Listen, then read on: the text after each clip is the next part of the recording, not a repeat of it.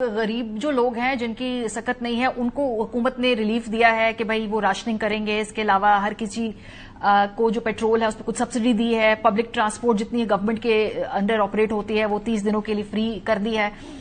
Levy کے اوپر وہ کہہ رہے ہیں کہ جی ہمارے ٹارگٹ میں میچ نہیں ہوئے تو پھر ہم نے اس پر مطلب یہ اس کو وہ کنٹیسٹ ہی نہیں کر رہے ہیں. ادر دین دیٹ جو باقی حکومت کی اس وقت اسٹریٹجی ہے یہ درست ہے. میرا خیال ہے اتنی ناکام حکومت میں نے اپنی تاریخ میں نہیں. کیسر شیخ صاحب نے تو بالکل ہاتھ اٹھا دیے ہیں کہ جی ہاں یہ بھی صحیح ہے, ٹیکس بھی نہیں کلیکٹ کر سکتے. ٹیکس ایف بی آر کے جو چیئرمین ہیں وہ سب سے پسندیدہ شخصیت ہیں پرائم منسٹر آف پاکستان کے. ہر میٹنگ میں بیٹھے ہوتے ہیں, ان کو اپریشیٹ کیا جاتا ہے اور ان کی وجہ سے سارا بوجھ پاکستان کے عوام پر ڈالا جا رہا ہے. پہلی بات تو یہ ہے کہ these were very very unusual circumstances. International oil prices اتنی سگنیفیکنٹلی بڑھ گئی. آپ کو پتا ہونا چاہیے کہ اس کا امپیکٹ پاکستان کے عوام پر اور پاکستان کے بزنسز پر اور کاسٹ آف آپریشن وغیرہ پر سب پر کیا پڑے گا. 79 روپیز آپ جو ہے وہ انٹرنیشنل آئل پرائسز کی وجہ سے ہمیں پاس آن کرنا ہے. تو آپ نے 55 روپیز اپنا ڈال دیا. مطلب کوئی ایک بیلنس ہوتا ہے نا. وقت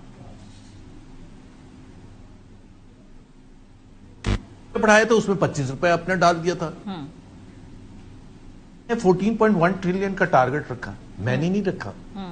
آپ نے ماریا, آپ نے نہیں رکھا, انہوں نے رکھا, آئی ایم ایف کے ساتھ مل کے رکھا اور بڑے جوش و جذبے سے رکھا. اور وزیر اعظم نے تقریریں کی, نکال کے دیکھ لے 14.1 ٹریلین ہم لے کے دکھائیں گے.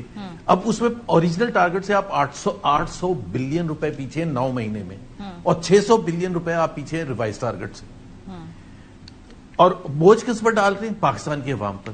اب مجھے اور آپ کو کیا پتا باریا کہ اگلے 3 مہینے میں یہ کتنی کم کلیکشن کریں گے اور اس کا بوجھ فردر کیوں ڈالیں گے. اتنے انیوژل سچویشن میں ایون 79 روپیز بڑھانا would have been the biggest ever increase in Pakistan history. کم سے کم یہ تو خیال کرنا چاہیے تھا. اور پھر اس کے بعد پھر جو سب سے بڑی بات یہ ہے کہ اس کو چھپانے کے لیے I would amount to say کہ جھوٹ بول رہے ہیں کہ جی انٹرنیشنل کہیں ذکر کیا تھا پیٹرولیم منسٹر نے یا فائنانس منسٹر نے کہ ہم لیوی میں اس لیے بڑھا رہے ہیں کہ ہمارا شارٹ فال ہے. نہیں ذکر کیا نا.